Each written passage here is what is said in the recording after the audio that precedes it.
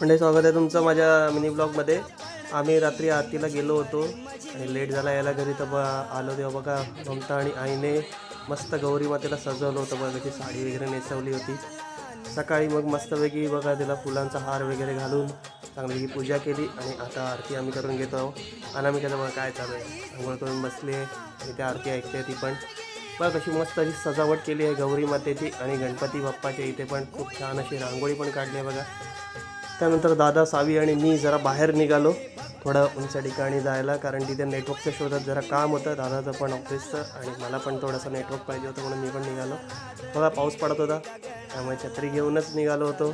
आणि आजूबाजूचा परिसर पण बघा कसा पावसाने ओला करून टाकला आहे. बघा गावचं पण बघा कसं आहे, मस्त असं वातावरण. घरी आलो आणि इथे बघा अनामिकाचं काय चालू आहे. ममता तिच्यावर काहीतरी गप्पा गोष्टी करते आणि आजूबाजूचं वातावरण पूर्ण असं न्हावून गेलं आहे. चला भेटून नेक्स्ट मिनी